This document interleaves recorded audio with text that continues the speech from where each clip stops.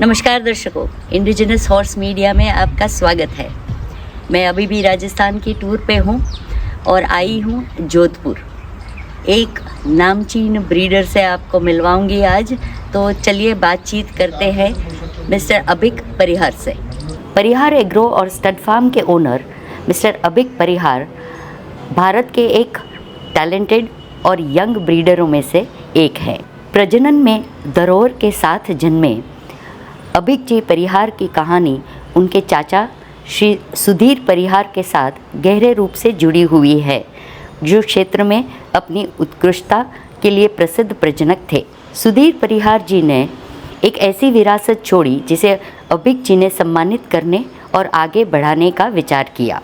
अभिक जी के लिए अपने चाचा के नक्शो कदम पर चलना कोई छोटी बात नहीं थी।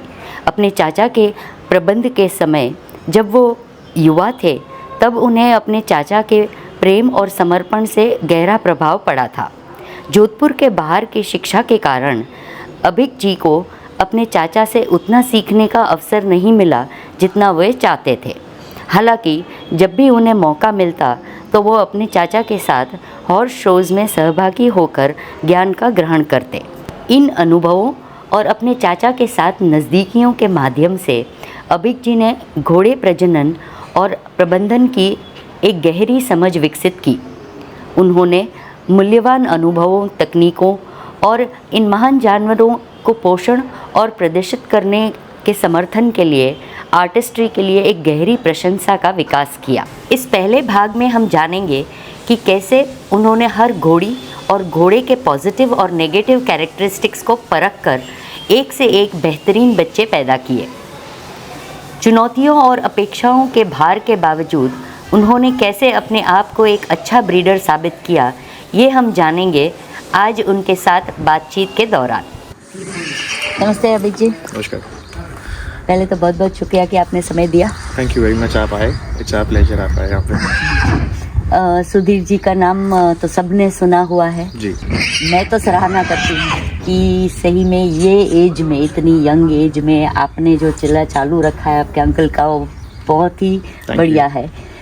लेकिन बाहर की दुनिया में जी मैम, आपको शायद लोग ऐसे बोलते होंगे कि प्रिविलेज है, बना बनाया मिल गया है। तो चलिए दर्शकों को बता ही देते हैं कि आपने कितनी मेहनत की है, ब्रीडिंग में क्या क्या आप करते हैं। प्रिविलेज किट होने के भी कुछ एडवांटेजेस है, कुछ डिसएडवांटेजेस है। तो एडवांटेज तो यही है कि हाँ सब कुछ बना बनाया मिला, लेकिन उसके साथ जो बैगेज मिला to maintain it and to enlighten it, to take it further, वो बैगेज भी साथ लेके चलना है। तो कोशिश है कि जो मुकाम उस वक्त था एटलीस्ट उस मुकाम तक वापस पहुँचे। आगे ना जाए कोई बात नहीं, एटलीस्ट बट जो है वो मेंटेन कर ले, वही बहुत बड़ी बात है। तो बस उसी के ऊपर है। और रही बात ब्रीडिंग की, तो फ्रॉम एवरी प्लेस, हर जगह से कुछ ना कुछ नया सीख के ट्रायल एंड एरर पे अडेप्ट करके और कोशिश करते हैं। Permutation and combination is the key घोड़ों में भी, कि किस पे क्या लगाए, किससे क्या करे, किससे क्या होगा, और लेट्स सी रिजल्ट के ऊपर। परम्यूटेशन कॉम्बिनेशन की जो आप बात कर रहे हैं, एक कुछ एग्जांपल दीजिए आप, क्या कौन से लाइन, कौन से क्या करते हैं। तो ये चीज़ मैंने बहुत पहले और सीखी थी, और अभी भी मेरे आसपास में जो पुराने लोग हैं जो चाचा के साथ थे, तो वो भी मुझे यही चीज़ बताते हैं कि बीइंग अ ब्रीडर सबसे बड़ा एडवांटेज हमारे पास ये है कि when we look at a animal जो बहुत अच्छा है या बहुत ही सुंदर है या जो बहुत ही ज़्यादा नामचीन है, तो instead of buying that animal, हम हमारे घर पे कैसे पैदा करें उस जैसा एनिमल, तो हम उस पर वर्क करते हैं। तो हाँ, थोड़ा पेशेंस वाला काम है, और कई बार पेशेंस हम खोते भी हैं। कई बार हमें लगता है कि यार क्या पता क्या होगा, कैसे होगा, एक काम करते लेकर ही आ जाता है। बट वाई, जब मी बीइंग अ प्रिविलेज की, अगर मेरे को एक अच्छी पेड़ मिला है और अच्छी लीनिएज मिली है, तो व्हाई नॉट यूज़ इट। तो हम लोग उसके परम्यूटेशन कॉम्बिनेशन, मतलब जो मेरे पास मेज है, तो मेरे पास अब डिफरेंट ब्लड लाइन्स की मेज हो चुकी है। अब मेरे पास अराउंड 8 to 9 मेयर्स, 8, 6, 7 मेज है, और पीछे बच्चियाँ और बड़ी हो रही है।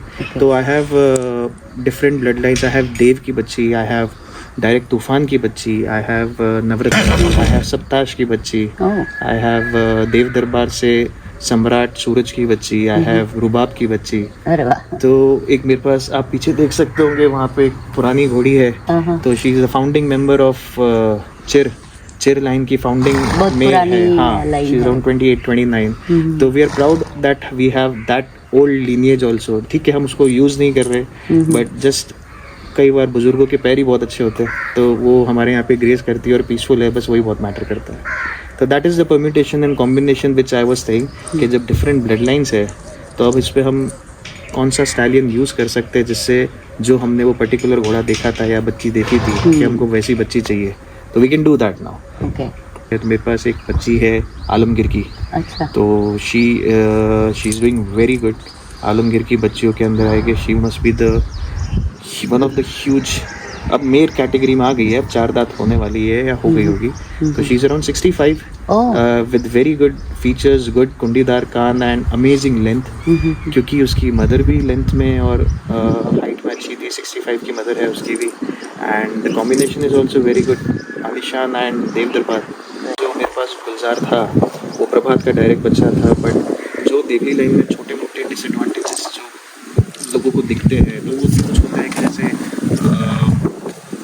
कई बार कान लंबे हो जाते हैं, कई बार they have a huge bone structure. उनकी एडवांटेज ये है कि वो बहुत अच्छा बोन स्ट्रक्चर और हाइट अच्छी देते हैं। कई बार गर्दन मोटी हो जाती है, तो ये एक छोटे मोटे डिसएडवांटेजेस है। तो परम्यूटेशन कॉम्बिनेशन मतलब ये है कि मैं उस पर कौन सी घोड़ी दिखाऊं जिससे वो गर्दन अच्छी ले आए, कान अच्छे ले आए। तो Gulzar himself had really good ears, छोटे और अच्छे कान थे उसके, क्योंकि उसकी मदर जो थी वो जूनागढ़ सेट फार्म भैंसड़ा, उनके वहाँ की बच्ची थी, उनके वहाँ के घोड़े की।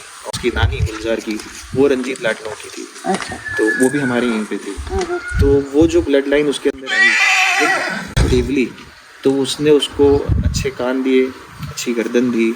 ही वॉज नॉट, उसको थोड़ा सा हमको बहुत मेहनत लगती थी उसके क्वार्टर्स पे, क्योंकि देवली में क्वार्टर्स को डेवलप करना थोड़ा सा मुश्किल होता है, हो जाता है, लेकिन बहुत मेहनत लगनी पड़ती है इन कंपैरिजन टू देव दरबार, जहाँ पे कुछ मेहनत करने की जरूरत नहीं पड़ती है। And they get really good round quarters. जैसे पीछे की तरफ जो आप मेर देख सकते हैं, पंचकल्याण मेर है हमारे पास, तो वो उसकी मदर है चिर लाइन से और उसका फादर है देव दरबार से। सम्राट करके हमारे पास घोड़ा था चाचा के टाइम, जो सूरज का बच्चा था। सूरज नारायण सिंह जी माणकलाव के पास में था।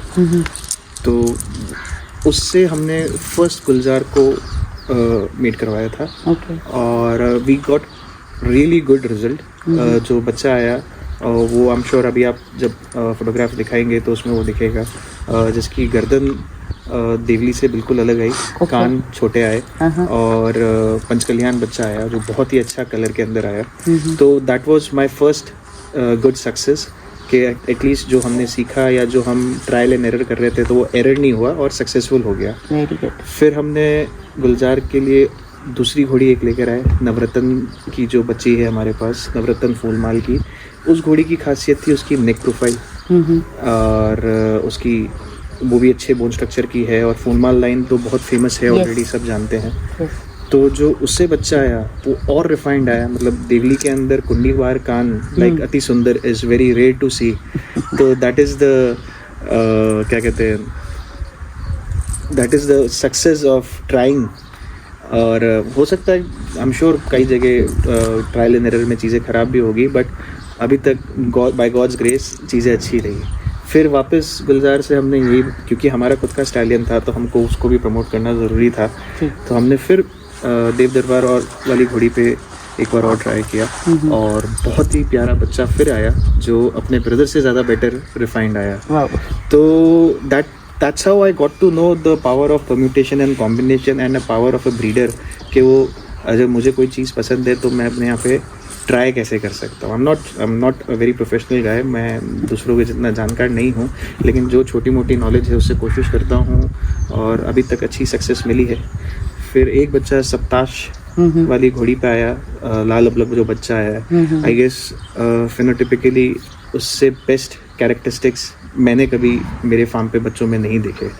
तो अभी जिस तरीके से बच्चे घूम रहे हैं, आप दिखाएंगे आई एम श्योर क्राउड को, सबको, ऑडियंस को, तो उसमें जो लाल अबलग वाला बच्चा है, जो उसका टेम्परामेंट है, जो उसका वे ऑफ वॉकिंग है, जो उसका कान कनौती और गर्दन है, दैट इज़ एब्सोल्युटली अमेजिंग. तो I am just looking forward to more experiments और क्या कर सकते हैं, कैसे कर सकते हैं, और लेट्स सी आगे इनफैक्ट ऑडियंस को भी कैसा लगता है. तो the whole point is to reach there on top. Shows attend कर रहे हैं, आपको कुछ फ़र्क लगता है क्या शोज़ की क्वालिटी में या शोज़ का जो माहौल है? पहले शोज़ के चार्म अलग थे, ठीक है, वो प्रॉपर मेले होते थे, वो proper it was more of involvement of everyone. अभी people want to keep their animal अलग स्टेबल्स में रखते हैं और सिर्फ रिंग के टाइम लेकर आते हैं, which is a different marketing strategy and I don't deny that, क्योंकि वो सबका अपना अपना मार्केटिंग स्ट्रैटेजी होता है. और ये अब हॉर्स जो फील्ड है वो एक बिजनेस प्लेटफॉर्म भी बन चुका है, तो वो एक मार्केटिंग स्ट्रैटेजी. लेकिन पहले क्या होता था, सब सारे ब्रीडर्स, चाहे वो छोटा ब्रीडर हो, चाहे वो बड़ा ब्रीडर हो, चाहे वो लेजेंडरी ब्रीडर्स हो, वो सब उन्हीं टेंट्स के अंदर रहते थे. छोटा बॉनफायर होता था, they all used to exchange guidance and everything. और लोग एनिमल्स रिंग में देखने के बजाय ज़्यादा घूमते थे पीछे, जहाँ पे घोड़े बंधे हुए हैं. आज जैसे पुष्कर में भी अभी थोड़ा बहुत होता है. The only reason Pushkar and Tilwara have their own importance is because क्योंकि आज भी वही तरीका है, वो माहौल से माहौल वही है. और जो जजेस है वहाँ पे, वो जजेस आज भी गवर्नमेंट जजेस है. तो people have a tendency to think कि गवर्नमेंट जजेस है तो there might be a chance के चीज़ें इम्पार्शियल रहेगी. राइट. तो ये एक फ़र्क है. जो पहले का जो चार्म है वो आज वो चार्म नहीं रहा. आज लोग शोज़ में आते हैं, रिंग के लिए आते हैं, और रिंग में भी रिंग के डिसीजंस के लिए आई डोंट थिंक अब इतना आता है. अब people come just because they want to look at good animals. आज जोधपुर शो में लोग आते हैं तो बिकॉज एक ही जगह पे सभी ब्रीडर्स भी मिल जाएंगे और एक ही जगह पे राजस्थान, गुजरात, महाराष्ट्र, पंजाब के घोड़े भी मिल जाएंगे. तो इसी वजह से वो शोज़ में आज आई फील, क्योंकि मैं आज अगर कहीं पे शो में जा रहा हूँ तो instead of looking at the ring I will be more comfortable talking to people, क्योंकि मैं I don't go out much. तो और एक ही जगह पे जब सब मिल जाएंगे तो it is better to learning platform अच्छा हो जाता है. और एनिमल्स, क्योंकि आप लोगों के सबके स्टड फार्म्स में जाके एनिमल्स देखो तो it will take a lot of time. आप पंजाब जाओगे या गुजरात जाओगे, लेकिन साल में अगर 3 बार या 4 बार अगर आपको एक ही जगह पे सारे अच्छे एनिमल्स मिल जाए तो बस आपको सिर्फ घूमना है और वो सारे एनिमल्स आपको दिख जाएंगे. तो आज का शोज़ का चार्म ये है. देख ही रही हूँ कल से, बहुत ही लाइक यू नो आपका जो सक्सेस रेट है वो एक्चुअल में अच्छा है. आपके जो एक्सपेरिमेंट्स है वो काफ़ी सक्सेसफुल हो रहे हैं. थोड़ा सा आई एम फॉर्चुनेट इनफ के जो मेरे पास स्टाफ है, तो कुछ पुराना स्टाफ है, कुछ नया स्टाफ है. तो स्टाफ भी जो है वो फैमिली की तरह है और घोड़ों को अपने घोड़ों की तरह रखते हैं. Of course they are very important.